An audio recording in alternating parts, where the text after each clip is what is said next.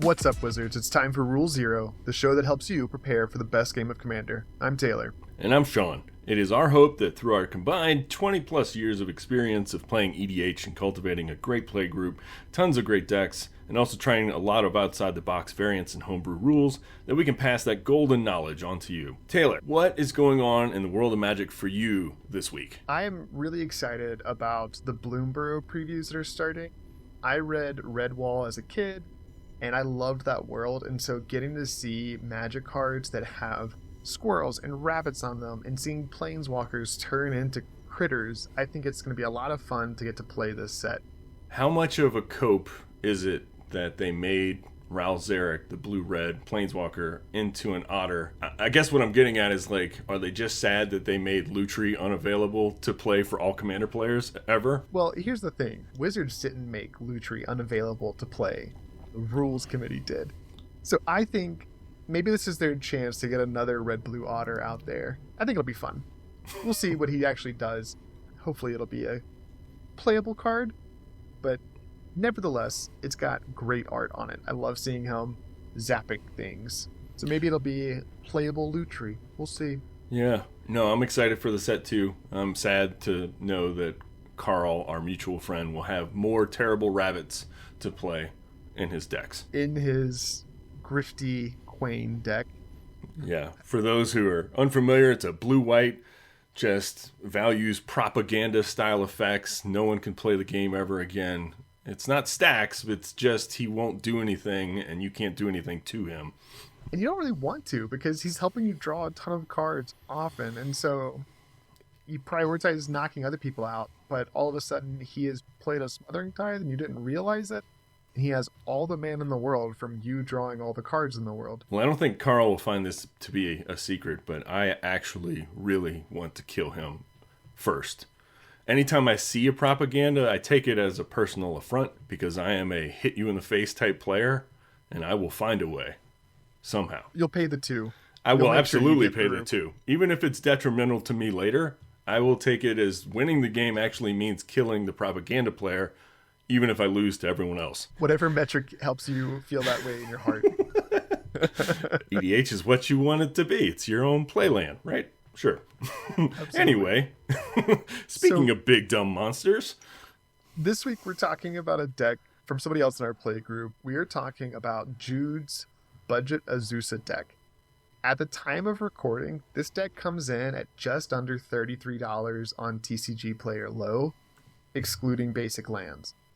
By no means does that budget mean this is a weak deck. Would you mind to read Azusa for us? Sure. So, Azusa is a human monk legendary creature, a 1/2 that costs 2 and 1 green. It has one simple line of text on it that is pretty devastating. You may play 2 additional lands on each of your turns. Sees modern play. It's really good. I think what makes it so good, and I think this is the case for a lot of Magic cards, is it breaks the rules of Magic. Normally, you play 1 land a turn, and you've got to take a turn off to start to ramp and build up. Maybe you're playing a Mana Rock, or you're playing a Rampant Growth. But the fact that you can get 2 extra lands on as soon as she comes into play means that Jude can go from having 3 mana on turn 3, say, to 5 mana going into turn 4. That's just a leap ahead of where it ought to be, right? Right. It's a cheap commander to put out.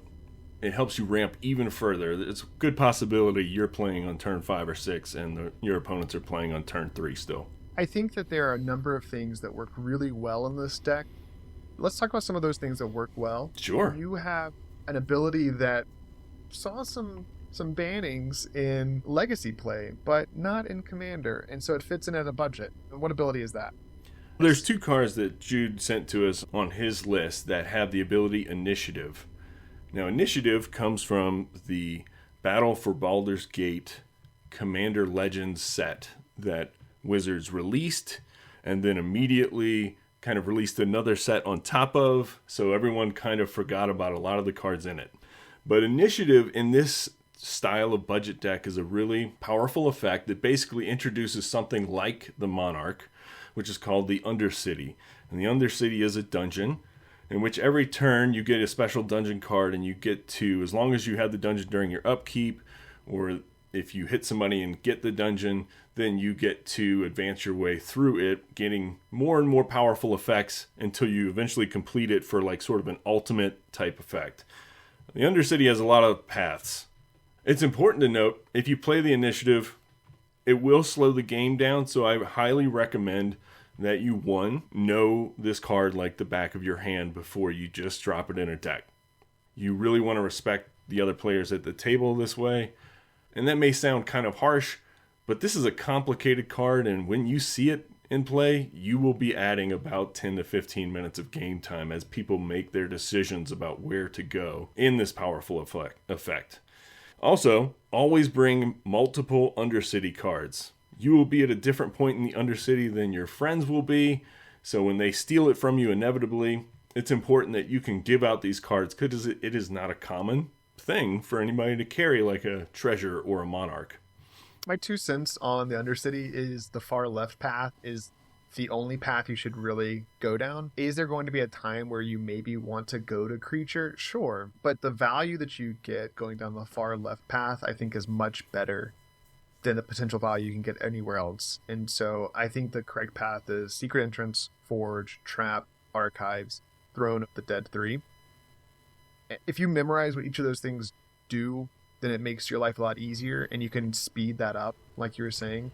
I think getting to draw a card is better than making the 4/1 token in most cases. But again, there are times where you maybe want to go down a different path. Just know each of those paths is what you're saying, right? Yeah, know these paths so that you can kind of even explain what you just said. What I would say is, honestly, the far left path is I am in control of my own game right now. The far right path is I need help. So the effects on the far right are scrying 2, looking for answers, creating extra mana, creating a 4/1 skeleton creature that can be a blocker. Like, that's what the far right says to me. The far left, however, is like, I'm hitting you in the face, I'm drawing more cards, I'm putting counters on my creatures that I already have. And the goad right there in the center is, who knows? That's a really good way of putting it, and not a way that I thought about it. Left means I've got it. Right means I need some help to get where I want to go. Yeah. Something that I think really happens here is Jude is able to get in that driver's seat really quickly with this deck because he gets so ahead on mana. Mm-hmm. And so some things that he's built into this deck that are kind of obvious includes, but I think is important to talk about, is landfall, right? You're able to get multiple of those triggers every turn. And so he's got a card that seems to be good at every stage of the game that I wanted to talk about, and that was Roaring Earth. It's green and 1 for an enchantment. Whenever a land enters the battlefield under your control, put a +1/+1 counter on target creature or vehicle you control. He doesn't play any vehicles in this. For the most part, he's buffing up Azusa to make it harder to remove. But I think what my favorite ability out of this card is if you draw it late in the game, the channel ability is really good. Green X, discard Roaring Earth, put X +1/+1 counters on target land you control. Becomes a 0/0 green spirit creature with haste. It's still a land. And so you can get that one extra attacker you might need, and it can be a huge threat later in the game when he's got 10, 15, 20 lands out. I believe that Garruk's Uprising, another enchantment we haven't talked about, but it's in the deck, gives creatures trample. So with that said, I love Roaring Earth in the deck because I hate it when I have a ground creature that can get just chump blocked by a tiny little thing. But this deck is pretty proficient at giving things trample, so this could be just a fireball effect. Which is pretty outstanding. Especially if you're trying to knock out one problem player. Maybe they're a spell-slinging deck and don't have many creatures, or they've got that one chump blocker, or they can make a 2/2 Drake off of Talrand or whatever. And so you've got to be prepared. Okay, I know they can chump block. How can I get through? Let's channel this. Yeah, or maybe they're playing a propaganda and they have you only just a helpless attack. rabbit to block that has very little toughness, and you could just roll right over the top. You're not still thinking about Carl's decks, are you? Not at all. No, okay. One more card that I think is really good here, and I think it's important to know how this can play out for Jude, is he can very easily have a turn 4 Rampaging Baloths and get a 4/4 green beast out of it. So Rampaging Baloth, 4 green, it's a beast creature, trample, landfall. Whenever a land enters the battlefield under your control, you may create a 4/4 green beast creature token, and it itself is a 6/6 with trample, so it can get through, it can run over some of those chump blockers, but it is not uncommon for him to play turn 3 Azusa, turn 4 Baloths, and have that token. And that's just hard to get past sometimes. Yeah, I absolutely love this card. This is classic green. For a while, it actually was creeping up in price because they hadn't reprinted it, and now they're doing a great job of reprinting this card constantly, so everybody can enjoy the big dumb power. This is what green, in my opinion, and this deck also wants to do. It has landfall, it has big dumb beaters, make many beaters attack. When you're playing 41 lands in this deck like he is, and you can play 3 a turn, it's really easy to get out a lot of those beaters. Army in a can, right? Yes. Yeah. There's a few things in the deck, or maybe not even in the deck, that we thought weren't working well, or if we had the chance to change things up, this might be the path we would go. For me, there was, because of the budget, there's a lack of recursion or an ability to surprise my opponents that scares me in the deck. So I feel like I'm playing this deck almost at sorcery speed a lot. That's not a position I love to be in. I like to play a lot of surprise effects. So if I was building this to fit my metrics and style, I would add maybe 2 cards that are pretty cheap, 170 cents and one is 88 cents. I would add Creeping Renaissance, which is 3 and 2 green. It's a sorcery. Choose a permanent type. Return all cards of the chosen type from your graveyard to your hand. It has flashback for 5 and 2 green, so you can get this effect twice throughout the game. It's a little slow, but also you may, in this deck, you have over 30 creatures at least in the list. You can easily just pick creature. I like this pick a lot. Creeping Renaissance, I think, is one of those cards that people forget about, and you forget how you can use it in different ways, like you just mentioned. This deck is really susceptible to board wipes, and so when you get that wipe that hits you and you get knocked out, getting those creatures back, because that's the main way this deck wants to win, is by swinging in for damage, trying to knock people out in the combat step. If you don't have that, you're not able to do that. Creeping Renaissance helps you get that back. I think a cool little option here would be to include something like Zurin Orb, which has seen a bunch of reprints lately, and so you could sacrifice your lands to that to gain some life if you're maybe on the back end, if you've been hit a bunch of times and you just need to get back ahead. And yeah, this could for be an sure. option to help do that. And the flashback can help with that too. So this can serve both functions for you in a single game, perhaps, just depending on where you're at in the game. I just like being able to use a card more than once. You've already got my attention. The next selection I have is a Planeswalker for 2 and a green. Vivian, Champion of the Wilds. This is 88 cents. It has an important line of text. The top static ability says, you may cast creature spells as though they had flash. And get it out early, and you just sit back, and before it becomes your turn, that's when you're playing your Rampaging Baloth or whatever. Getting to play at instant speed, I think, is a great thing to help this deck a little less clunky. Because when you're playing at sorcery speed, it's really easy to feel kind of helpless. And this gives you a few options. Getting to play at instant speed lets you do a little bit more with what's in your hand. And her minus ability helps you to get a little bit deeper in your deck.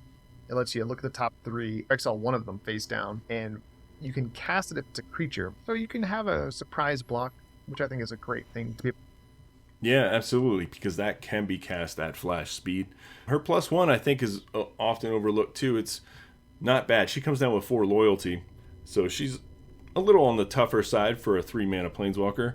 +1 until your next turn, up to 1 target creature gains vigilance and reach. I'm just thinking off the cuff of like some big beefy creature, vigilance and reach. Well, you now have a great blocker in green for things in the air, which you can attack and block with that same creature, and that's really valuable. I think there's something to be said about Planeswalkers that can protect themselves. There's one Planeswalker that I included as well that I would try and swap into the deck somehow, and my favorite thing that it can do is protect itself the turn it comes down. Oh. And Vivian does in a way by saying, okay, I'm going to make sure that this creature you've got can stay up, even if it wants to attack, which is what this deck wants to do. So, Shawn, I think this is a great include. Thank you. So the next little addition I would add, there's some budget constraints that limit one of my favorite types of spells, fog effects, if you listen to our deck building episode. It's episode 2, you should check it out.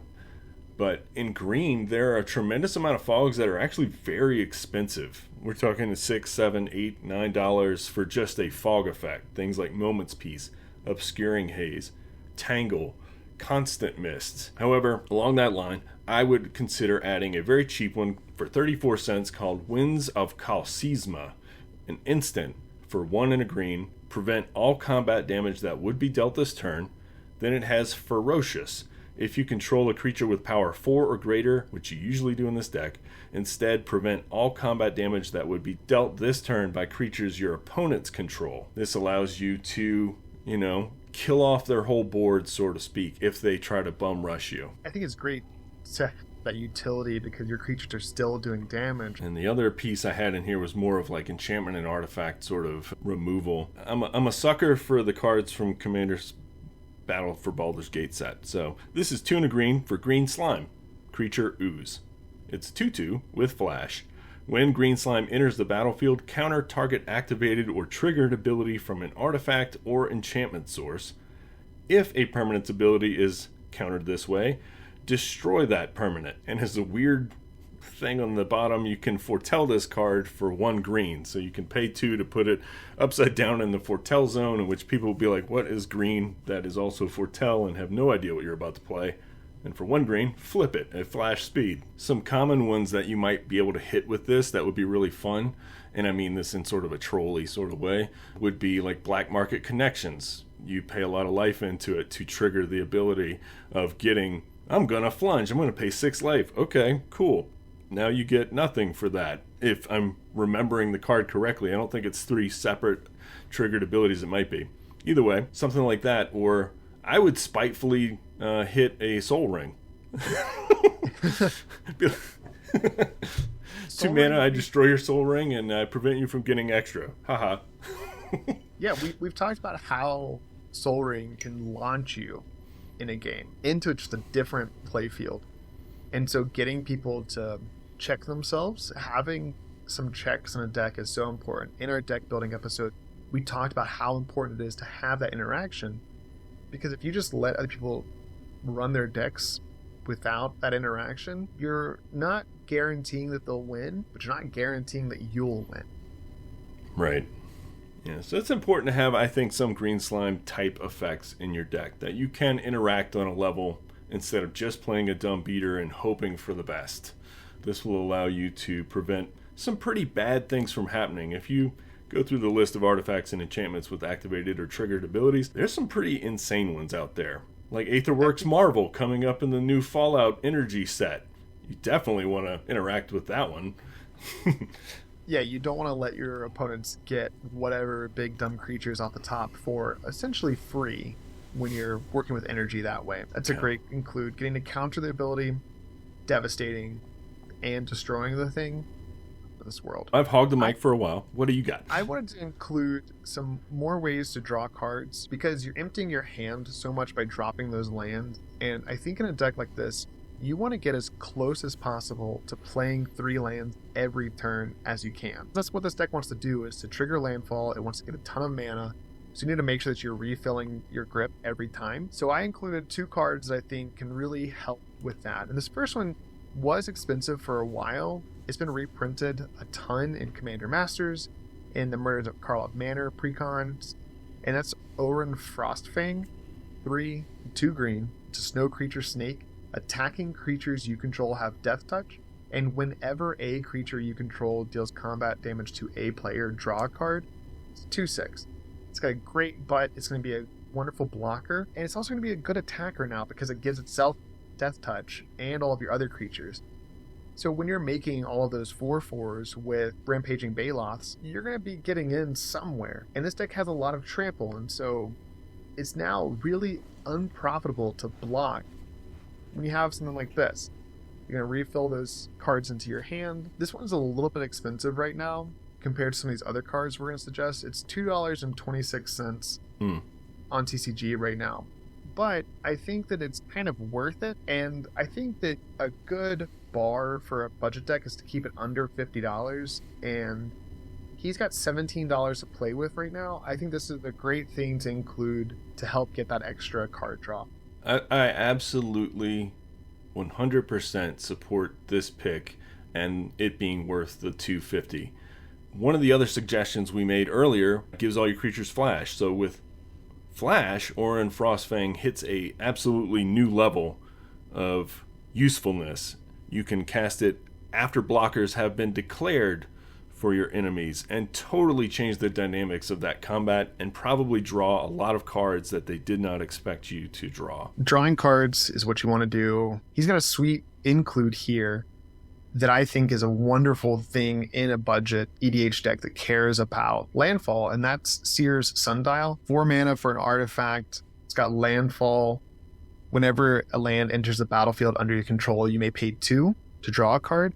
That's a pretty good rate, and it's only 18 cents. This was a great find to include. I know this is one they included in some of the precons a while back, but the number of cards you can draw here is pretty insane when you've got 3 triggers of landfall potential every turn with Azusa out. Even without Azusa, you still can get at least an additional card every turn here. Yeah, the Sundial always overperforms. It's often forgotten about, looks clunky, but in a landfall deck, not a problem. You're going to really be happy that you played it. And my second card that I wanted to include is another Planeswalker, and it's Garruk Primal Hunter. It's $1.75. Again, maybe not the best budget card here, but I think it does 2 things really well. Number 1, it's going to make you a bunch of creatures, and number 2, it's going to draw you a lot of cards.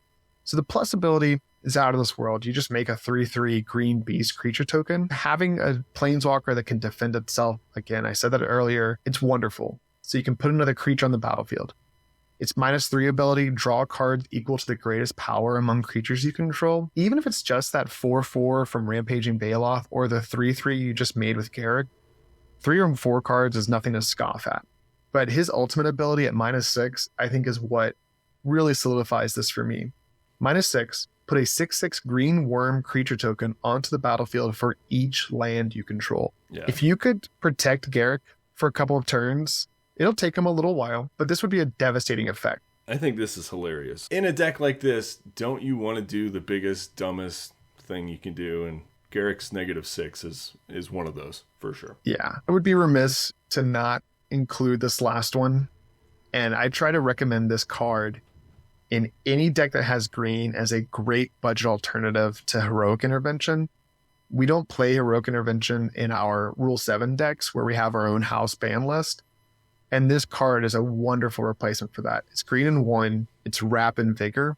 It's an instant, and it has Regenerate each creature you control. The only time this isn't going to work is when we have cards like Wrath of God, Damnation, where Regenerate is explicitly said to not work anymore. As Wizards is printing more and more board wipes, we're seeing those board wipes that care about regeneration less and less. This is, I think, an outstanding replacement to protect your board, because that's what this deck wants to do, is keep that really big board presence. That's what most green decks want to do. Yeah, when we look at what Azusa wants to do as a deck, I think protecting the creatures that she unleashes on the world is probably top 2, maybe after landfall or something. But this is how you're going to win, so protect your board the best you can. And this is a fun pick to do it. People will have to read it, which I always enjoy. And Regenerate is something that doesn't really happen that often anymore. I've not seen it on a card in a long time. Make sure you know what it does. It removes them from combat. It taps them down. And I'd much rather have a tapped board state than to not have a board state at all. Yeah, for sure. You feel like you're playing classic Magic then. The way that Richard Garfield intended us to play it was Regenerate. He never would have anticipated this next card that you put down as a hidden gem. Again, I'm going back to the well of Battle for Baldur's Gate. Hidden gems galore. Look upon the Tarisk. For 4 and a green at instant speed, you choose one. Run and hide, aka prevent all combat damage that would be dealt to you and creatures you control this turn. Or gather your courage. Target creature gets +5/+5, gains indestructible until end of turn. all creatures your opponents control able to block that creature this turn do so. You play this on Orin Frostfang. I believe that gives it Death Touch. Well, then you've got your 7/12 monster snake that's about to wipe the opponent's board, because you can assign that Death Touch damage one at a time as lethal to, say, 6 different creatures. This is a really fun card. It is a fog, and it is also a board wipe in one card, which means I play it. I love cards that give you options, because you never know what scenario is going to play out, and being able to have some potential outs built into the card already, it's great. This is very similar to Winds of Kalsisma, where it only prevents the damage happening to your creatures, and so it's kind of like a green board wipe. It's using what advantage it does have, which is a massive board state to potentially wipe somebody out. But then to gather your courage, this lure effect means that you know one creature's going to get blocked. You choose what it is, like you said. Maybe it's the Orin Frostfang that's going to wipe their board anyways, but the rest is getting through, like that channeled land from Roaring Earth that we mentioned earlier. Yeah, for sure. My second favorite that Jude has picked to be on the deck, an oldie but goodie. This is about the time that I started playing Magic again after a small break, so it always had a special place in my heart. Bellowing Tangleworm, 3 and 2 green, a creature worm, 4/4, with Intimidate. That means this creature can't be blocked except by artifacts and or creatures that share a color with it. So only green or artifact creatures can block it. It also gives all of your green creatures Intimidate. So unless you're playing against another big stompy deck, there's a good shot that you're going to be getting through for free with this card on the battlefield. I think a lot of decks have tokens they're making or trying to make, and they typically have a color associated with them, be it a blue Drake, be it a red elemental, White things Spirit. like that. Yeah. Exactly. I think that you can then really try and get rid of those problem creating creatures and get through for the win. Yeah. It's pretty good. Yeah. And if you have an artifact deck in your meta, green has so many ways to make their life miserable. So you can do that in a different way. Easy enough, right? Right. Viridian Revel, I can't remember all of them. There's green cards that destroy all artifacts, which is great in this deck. Absolutely. Unless you've got this card out, which Jude has in his deck. Shawn, I might be a really bad person because I'm the one who suggested that he put this card in there. It's a 5-drop artifact, Storm Cauldron. I love this card. I played it in my Borborygmos deck for a long, long time because I wanted those lands back in my hands anyways. Storm Cauldron is an artifact that says each player may play an additional land during each of his or her turns. Outstanding. Everyone gets the ramp until the next line hits. Whenever a land is tapped for mana, return it to its owner's hand. When Jude can play 4 lands a turn now, he is by no means feeling the ill side effects of this. He is getting the full stacks approach. And I think that I'm okay with seeing this across the table because I should have some artifact removal in my deck somewhere. But this does a great job of setting everyone back to the Stone Age and launching him into the technological revolution, or the Kamigawa Jukai revolution, something like that. On flavor. I think this is a card that is built for Azusa. Because as you said, if this sticks around for 1 turn, it means your opponents either do nothing or they get a lot of lands bounce back to their hands and get reset back 2 or 3 turns trying to get rid of it. I'm okay with that because you're playing a $50 stompy green beat 'em up deck. You need some cards that are going to, help you compete against these $300, $400 piles. Yeah, everyone tries to play some sort of ramp option. If you're in green and you're playing land ramp, this one hurts you. If you're outside of green and you're playing artifact ramp instead, you might be okay to get ahead for a little while. You might be able to catch up, but you're going to be losing your lands, and there's just not many great ways to advance your own board state and counter this negative side effect. Great pick. So this last one isn't in the deck, but I think is a hidden gem because of what it wants to do. It's very similar to your Creeping Renaissance. Jude, I think you should give this a shot. It's only 50 cents right now, a little less than that, and it's Shigeki Jukai Visionary. It's green and 1. It's a legendary enchantment creature, Snake Druid. It's got 2 abilities. The first one is 1 in green and tap it. Return Shigeki to your hand. Reveal the top 4 cards of your library. You may put a land card from among them onto the battlefield tapped. Put the rest into your graveyard. It's totally fine that those creatures or enchantments or artifacts or whatever else are going to your graveyard because of the next ability. Channel, XX, green, discard Shigeki, Return X target non-legendary cards from your graveyard to your hand. In this deck, Jude has very few legendary creatures outside of Azusa. Mm-hmm. And so being able to get back a ton of things and then recast them again, I think it's great. So I would highly recommend that he find a way to cut this in. I think there are a couple of easy cuts here. I think that some of the creatures that go to get other lands are fine to cut out. Things like the Farhaven Elf that's in here. Mm-hmm. That's a great piece of ramp, and it's got a bit of a body to it. It's just a 1/1, so it could be a fine blocker. Maybe you can pump it up with the Roaring Earth. But I think that if you include things like Shigeki, that makes a better blocker at a 1/3. I'd much rather have that because it's going to dig for a land anyways. So that'd be the simple swap that I would make right there. Yeah, I think that's totally fine. Shigeki gives you options. The more cards you can get that give you more options in the game, the better you will be able to react to the ever-changing world of Commander. So rather than a Farhaven Elf, which is just, it gets a land, that's what it does. In certain decks, that's really great.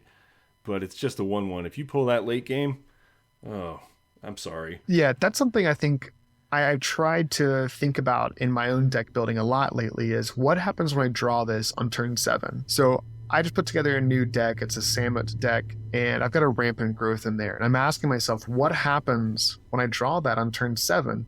Samet wants to attack every turn if possible. It's not helping me do that. So I'm trying to think of something to replace that with. So I think in this case, Farhaven, it's just a really feel bad card to draw late in the game. Shawn, what are some other things that might cause people to feel bad when they're playing this deck? What are some non-bows or some traps that we should be weary of?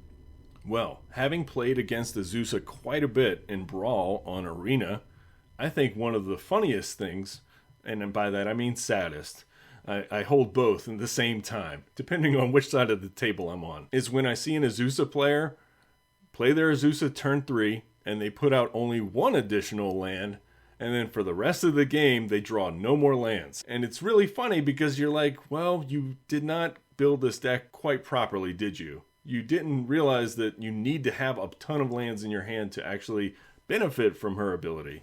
So, long story short, play more than 40 lands and feel okay doing it. Even if that means you're playing some lands that maybe cycle in a pinch or channel in a pinch, like you can with Boseiju if you got a really expensive budget. Just lands that have some variety to them that you won't feel terrible drawing. Because Azusa needs fuel. Your landfall needs fuel. And if you don't have lands, you don't have fuel. Kind of simple. Yeah, I think that's a great thing to mention. I have a cycling deck, and I play all the cycling lands that I can in it. And it's great to have a Slippery Karst. That's the green one that cycles for 2. Because if you draw that late game, you don't feel bad about it because you have a ton of mana to cycle it and still be able to do something with that card you draw. I think swapping in some of those types of lands makes it great. And if they come in tapped while you have Azusa out, fine. They came in tapped, but you know what else made a land come in tapped? Is that Rampant Growth. Yeah. I think being able to recognize that you need to play to your deck's strength and what it's trying to do, it's a great call. So what do you have here for traps to be wary of? So maybe it's just in our meta, and we've mentioned him a couple of times this episode with Carl's decks that shut down the combat step. Azusa could probably pay enough to get through a propaganda effect, but there are a lot of other types of ways to stop the combat step. And a new one that Carl has showed us and introduced us to is Web of Inertia, and that's in his Umbris deck. And for Web of Inertia, you must exile a card from your graveyard in order to attack. But Umbris is making sure you don't have a graveyard anymore. So I think it's really important to think about how can I win outside of the combat step? And in green, that's difficult to do. I think there are 2 ways to go about it. And a really fun one, not necessarily budget, but if it was the only card that you chose to include, might be a fun option. And that's the card Helix Pinnacle. And so with Jude making enough mana every turn and putting out a ton of lands that way, Helix Pinnacle can help him win the game. It's an enchantment for 1 singular green. It has Shroud. And X. Put X tower counters on Helix Pinnacle at the beginning of your upkeep. If there are 100 or more tower counters on Helix Pinnacle, you win the game. It's just over $8 right now, so I think it's a little bit beyond a normal budget pick. But the second card I have that can maybe help you win outside of the combat step, is a card all the way back from Alpha, and it just doesn't see play. So it's relatively cheap at just a few cents. It's Hurricane. Green and X, Hurricane deals X damage to each creature with flying and each player. It's a green fireball. Now, are you burning yourself a little bit? Yeah. But if you have a bunch of blockers and you've not been taking damage, you should ideally have enough life that you're going to be able to withstand the hurricane, but knock other people out. I don't know if this is a controversial opinion, but I am of the camp that if I can kill 3 other players at the table with a hurricane, but that means I also kill myself, that's a victory. I will do it 100% of the time. I'm with you. And I think as much as Carl tries to pillow fort up, he would agree that that's a totally fine way to go.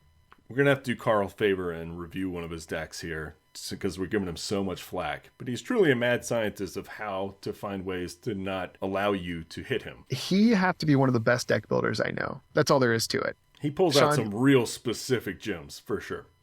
Yeah, he is the king of going on those deep dives and finding ways to interact that I never would have thought of. And I think this card that you have included as another way to win has to be one of the cutest cards I've seen, especially with us going back to Bloomburrow. This would fit right in, I think, with Bloomburrow. And it's been here since Legends, I believe, was the very first printing. It is Killer Bees, 1 and 2 green for Summon Bees. So Oprah memes aplenty. 0/1, but also it has flying and has green fire breathing. So if you just pay 1 green, you can give it a +1/+1 until end of turn. We've talked about previous episodes how people do not play enough flyers, and sometimes you can catch them sleeping, and then that's when Killer Bees hits them for 32 in the air. Yeah, maybe not fire breathing here, but pollen breathing, maybe allergy season. That'd be a fun way to win. Welcome to allergy season, punk. Got to work on those taglines for the Killer Bee deck, but you're getting there. We can maybe try and think of something better. Workshop. Maybe Jude will do better. Yeah, so let's start to wrap it up here. What are some final thoughts you have when it comes to Jude's budget Azusa deck here? One thing that I want to reference here is that our playgroup is great at coming up with new variants, new ways to build around theme, and budget is sort of a theme variant. You're really constricting yourself, which allows you to seek out cards that are outside the box, cards that you haven't played in a while. That's one thing I love about this Azusa build. It's Big Timmy Magic at its purest form. I'll share a small anecdote. When I was first getting into Magic, I remember playing on the floor, cards unsleeved. I'm very old, so I saw Thicket Basilisk, a 2/4 with Death Touch, and I thought, that's amazing. For 5 mana, it's invincible. Nobody can get through. Then I saw Cockatrice, and it was like, wow, it has flying now? Amazing. Sarah Angel has nothing. Mahamodi Djinn, Sarah Angel can no longer get through. And then I saw somebody with a Force of Nature deck, an 8/8 with Trample for 6 mana. Yeah, okay, you got to pay some mana for it in the upkeep. But still, imagine hitting somebody with that. And so this awakened that same feeling I had sitting on the carpet there. Jude's deck does that every time I sit across the table from it. I think there's something to decks that have a very clear plan versus many decision trees. In this deck, Jude has made this clear before, and I think it bears repeating. This deck knows exactly what it wants to do. It wants to play a whole bunch of lands and cast creatures. That's it. And I think there's something elegant about the simplicity of it. With that said, I think I would feel comfortable giving this exact deck list to a brand new player of Magic because it's pretty straightforward. You play all the lands you can, you cast all the creatures you can, and then you attack. But I think that there are some really cool intricacies that an older player, a more entrenched player could appreciate. And I think that's what our recommendations that we gave to this deck help to facilitate are some of those decision trees. Modal cards, planeswalkers, they complicate the game just a little bit, but I think the recommendations we had can really help to give this deck just a bit more. Absolutely. And with that, that is our deck tech for Azusa, Lost but Seeking. You can follow us on Twitter at Rule0Podcast or email us at rule0podcast@gmail.com. That's rule0podcast@gmail.com. If you enjoyed this deck tech, be sure to check it out on our Moxfield page where we link all the decks we talk about. And if you would like for us to highlight one of your decks, we'd love to. Just reach out to us. And as always, don't forget. In Magic, there's no problem that a Rule 0 conversation cannot solve.